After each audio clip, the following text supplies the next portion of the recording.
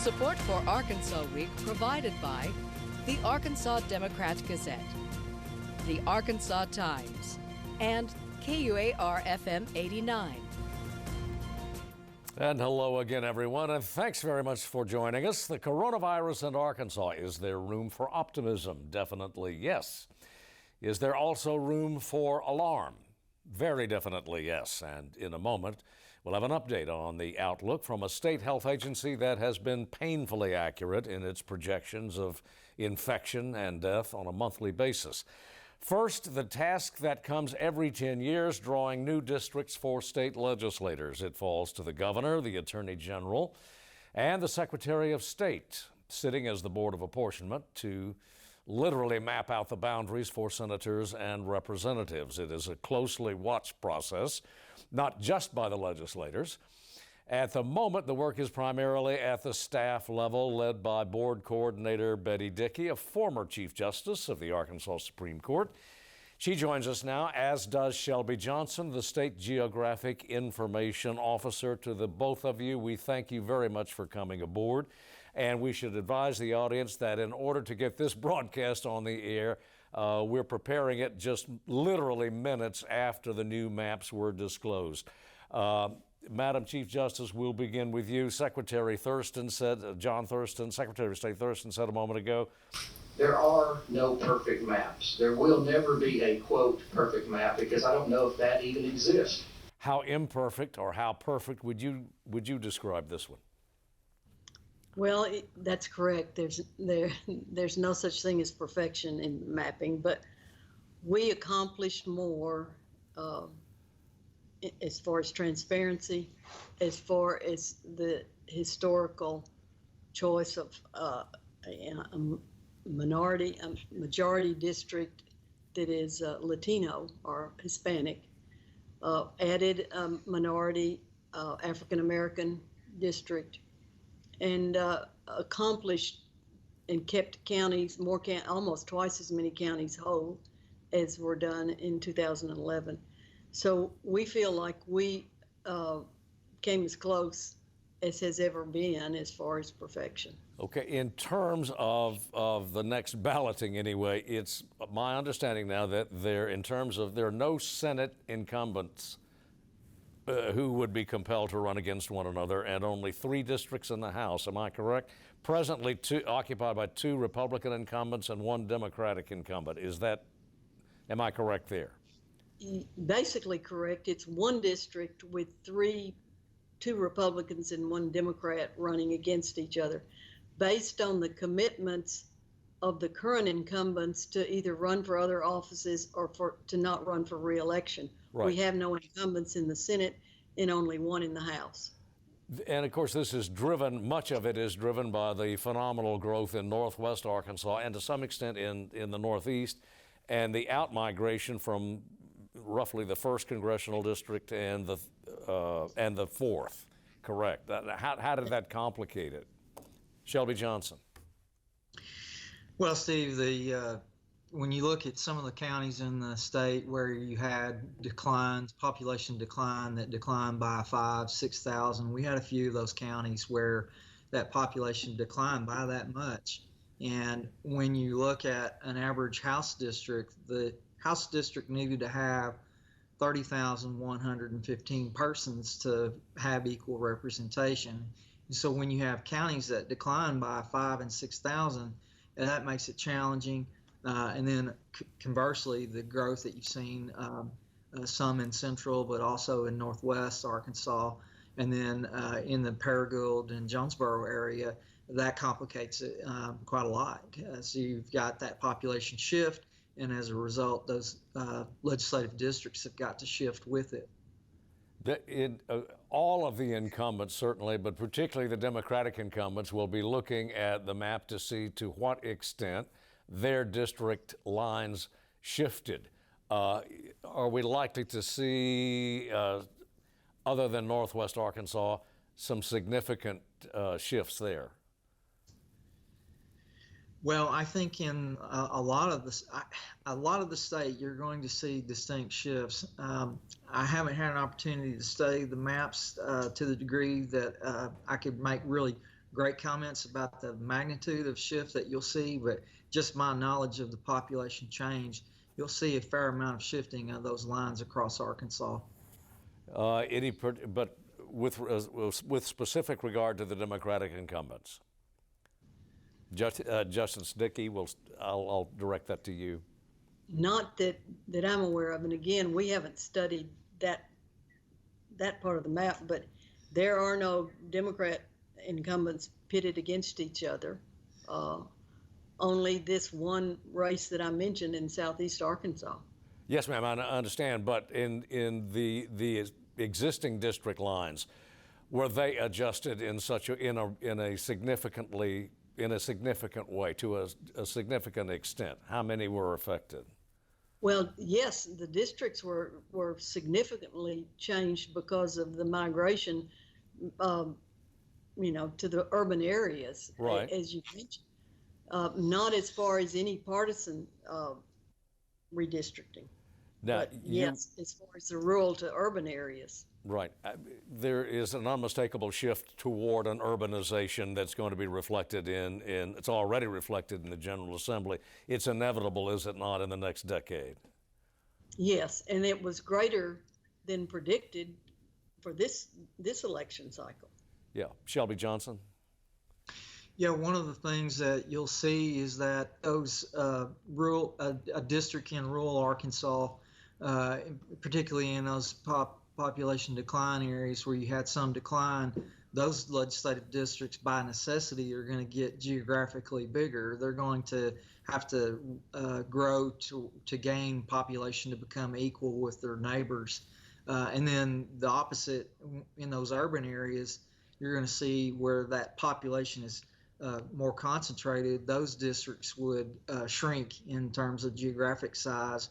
And as a result, what you are seeing in these new maps, I haven't studied them enough yet, but I don't think that there's any district that remained unchanged. I'm compelled to ask both of you, was there significant pressure on the staff, you and the other staff members? There was not on me. Shelby? Not on me, but in general, as everyone I think knows, the census data was behind schedule. And so because the census data was behind schedule, it pressured from a time perspective, just the timeline that the board had to operate under. Well, other than the timeline, was there partisan pressure on you, or incumbent pressure, put it that way? Did you have a lot of contact from members of the General Assembly? Well, again, I didn't, but Shelby had published maps from the the 2019 map that predicted this migration. They knew what they were facing. In fact, he also had published a map that showed the incumbents that were in the red and blue areas. That's not political. That is those that were grossly out of balance in meeting the equal districts of 30,000 people per district. And one final question. They knew what they were facing, and if they put pressure, and I had talked with the people who were doing the mapping about not having meetings, they had pressure from constituents who made comments online on the website. They had pressure, I'm sure, from from some incumbents, but I didn't, and Shelby didn't. We weren't the drafters. Right. Have to end it there because Justice Dickey and Shelby Johnson, we are out of time. We thank you very much for yours. Thank you, Steve. A COVID Arkansas update in a moment.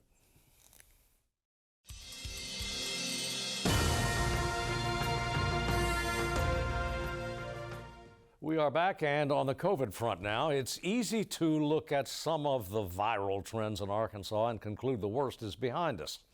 Perhaps it is. Perhaps it is not.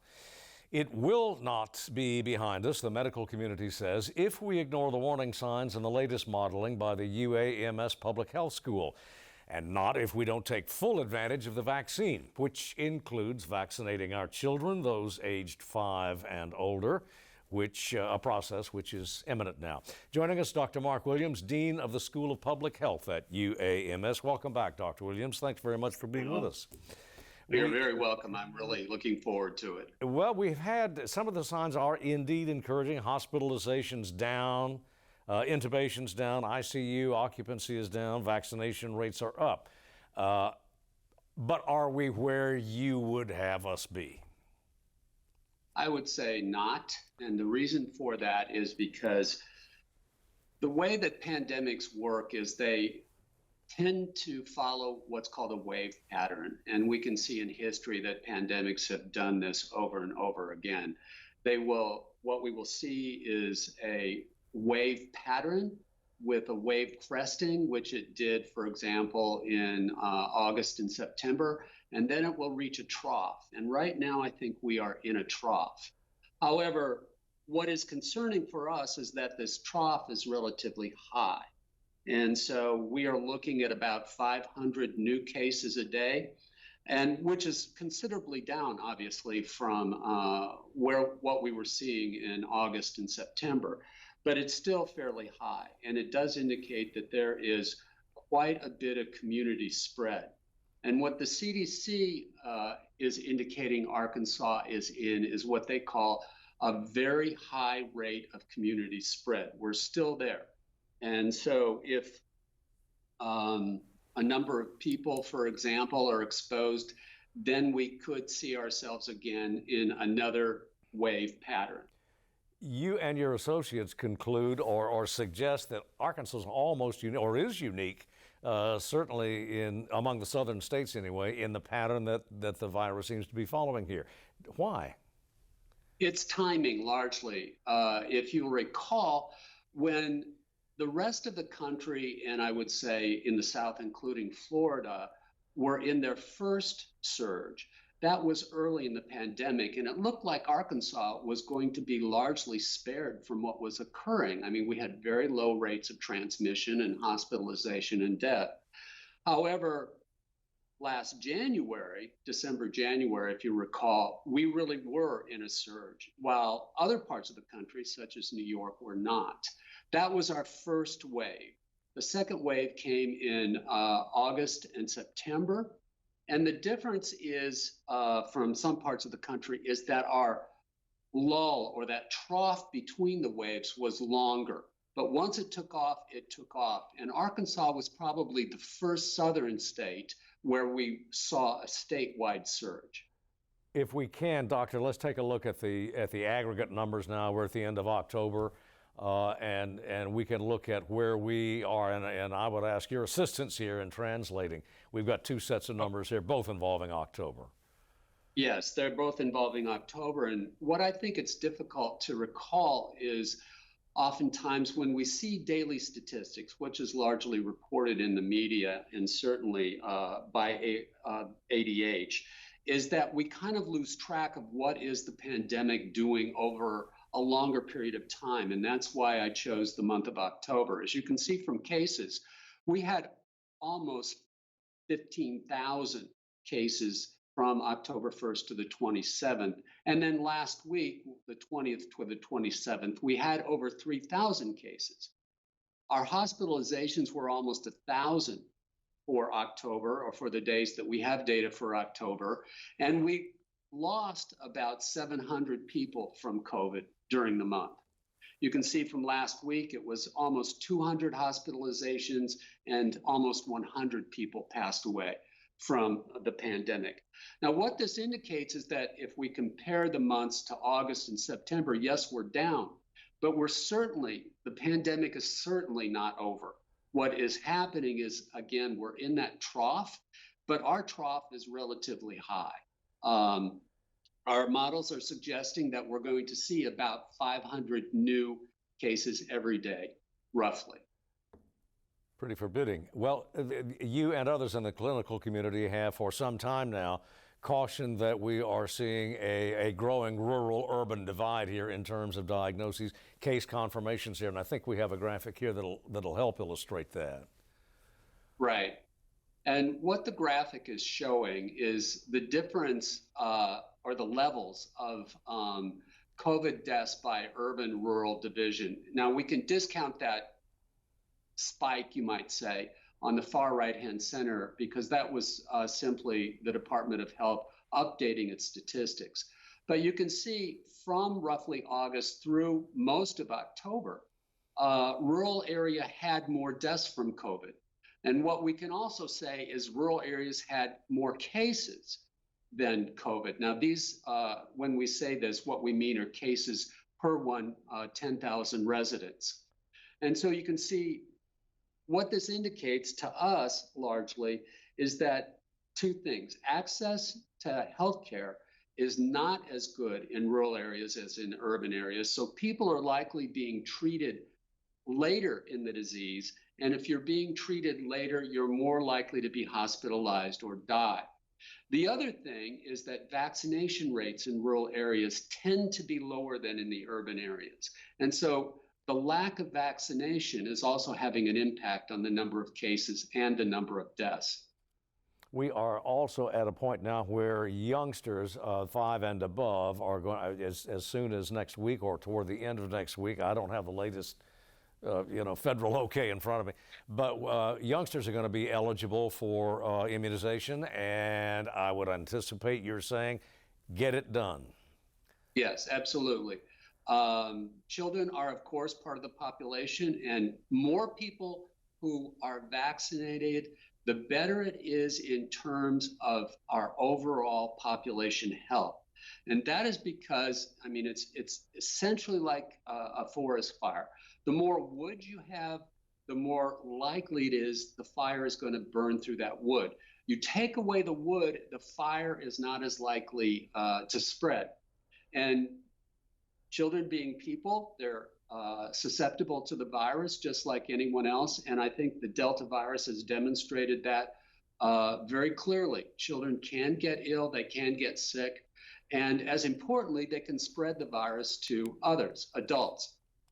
So vaccination is incredibly important to stop the pandemic here. Right, and we have, I think, a graphic on that too, involving youngsters and Yes. COVID. This one, is percentage of cases in children, or children as a percentage of the overall caseload. Right, and what this is clearly demonstrating is that children are making up a larger part of the COVID caseload in Arkansas now than they were earlier in the epidemic. And this is largely for two reasons. Partly it's because adults, particularly older adults, are more likely to be vaccinated than children. And here we know that 5 to 11 could not be vaccinated, and those 12 to 17 had very low rates of vaccination. So as we went into the surge in August through September, and even now into October, children are getting sick in larger numbers than adults by population. So that we see, sorry. No, go ahead, please. I'm sorry, Doctor. So what we see is that children are making up a larger proportion of the caseload in Arkansas of COVID patients.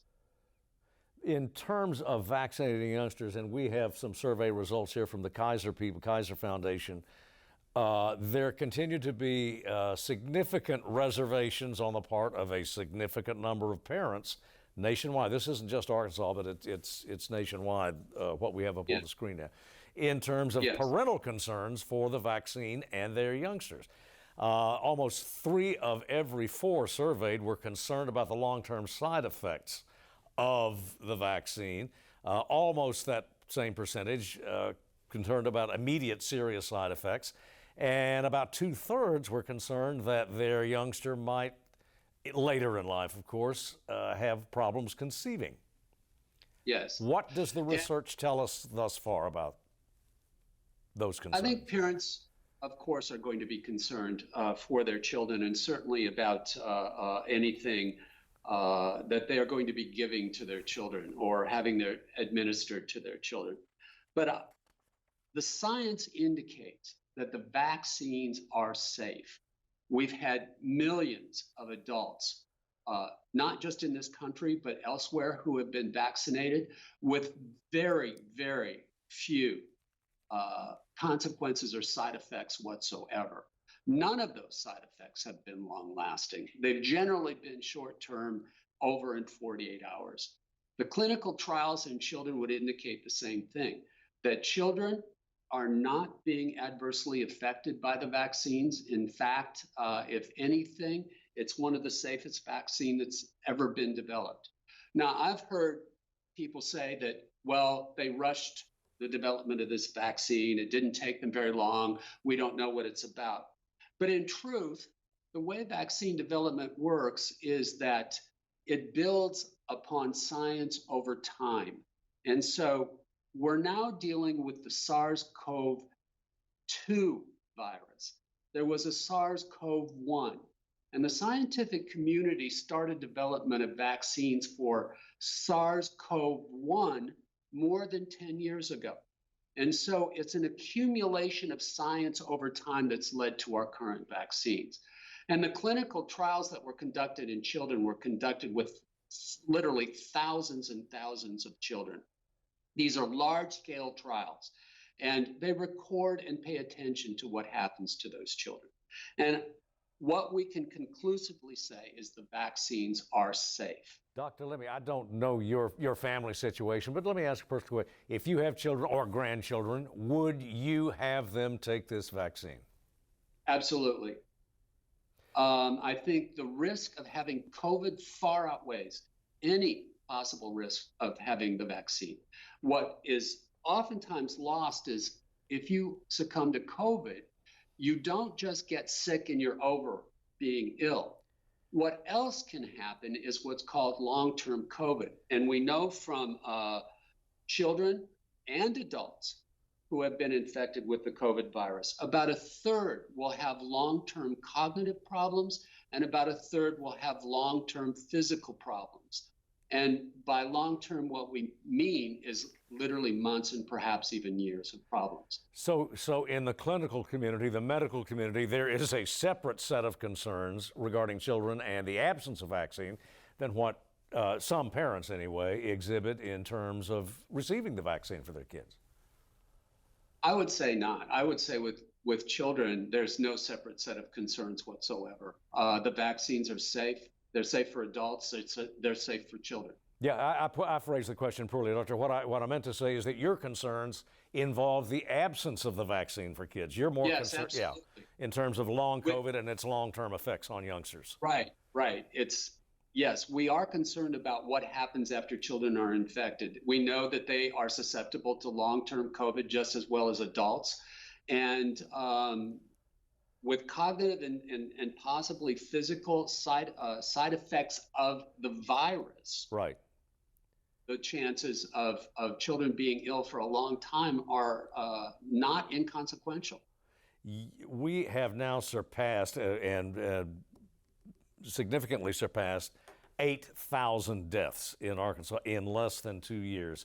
And in your last report, you and your colleagues lamented that seems to have elicited something of a statewide yawn, that we are more or less reconciled to a fairly high death rate. Are we lowering our guard here? I would say one of the consequences of the pandemic lasting so long is that, there is what's called pandemic fatigue, is people just simply get tired of it. We want to go back to situations where we don't have to wear masks, we don't have to socially distance, we don't have to think about people being infected or what's going to happen if we go to a large event such as the football game in Little Rock last week or to the fair. So we just kind of get immune or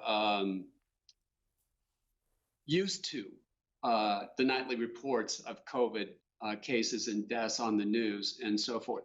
And sort of the consequence of what is really happening is lost to us as the pandemic goes on. And that's what I think we were thinking about when we wrote about the 8,000 deaths eliciting somewhat of a yawn. That was 1,000 deaths added to the COVID toll in 30 days. Now, if we, as a state, as a citizen, were experiencing 1,000 deaths due to any other cause, we would be up in arms. We would be concerned. We would be demanding that government take care of whatever that problem was. But yet now we're just sort of sitting back for whatever reason and saying, well, now we have 8,000 deaths. We'll probably have more. And, there's nothing I can do about it. And that's what we were, as you said, lamenting. Well, we can keep reporting on it, and we hope you come back to assist with us. Dr. Williams, thanks so much. Thanks so much for being with us. It'd be a pleasure. Thank you. And as always, we thank you for joining us. See you next week.